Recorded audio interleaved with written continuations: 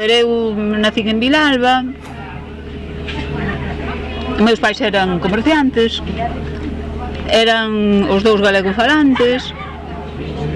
pero nos falaban aos fillos en español, aínda que sempre se falaba na tenda, casi todo o mundo que viña era das aldeas e todo o mundo falaba galego. Entonces eu estuve sempre en contacto co galego, pero sempre falando español. E eu, para min non representou ningún problema, porque como, digamos que xa desde que eres pequena falabas español, a pesar de que os outros te falaran en galego, eu nunca me plantexei ningún problema, pois hasta que xa sendo máis maior empecé a ler cousas, e donde que, por exemplo, na escola de Magisterio, Alonso Montero, por exemplo, nos falara de Rosalía de Castro, ou conocíamos as memorias dun neno labrego, e entonces tampouco daquela existía nada publicado en galego, quero dicir que se tú querías buscar algún libro en galego, prácticamente tiñas que andar investigando a ver onde encontrabas, e nas librerías había 4 libros en galego. Entonces, xa cando fun para a escola, claro, tú te ves metida nun medio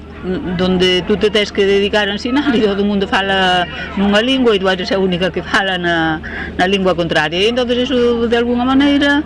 pois fai que tú empeces a rebobinar. Entonces ao mesmo tempo tamén en Vilalba había unha serie de persoas que eran estudantes, estaban en Santiago, que eu, bueno, pois era coas persoas que salías a tomar viños e cafés e o que fora, e que tamén un pouco se estaban cuestionando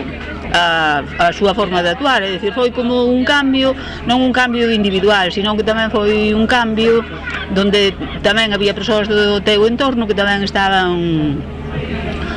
de alguna maneira cuestionando a súa forma de por exemplo, de falar, de moitas máis outras cousas, pois neste momento xa que estamos na lingua tamén a forma en que falaban, e entonces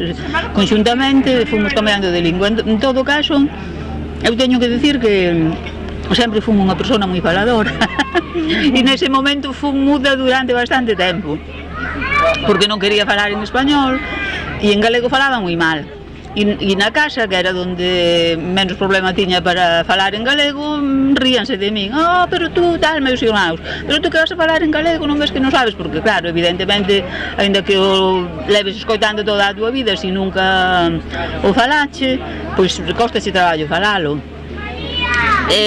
Por outra parte, tampouco quería empezar a falar galego na escola falando mal. Despois de todo era a mestra. Claro, e entón tardei moito tempo e despois empecé a falar primeiro na casa e cos amigos, e despois xa finalmente cando me pareceu que xa a miña capacidade, digamos, para expresarme en galego era suficiente, pois empecé a falalo na escola.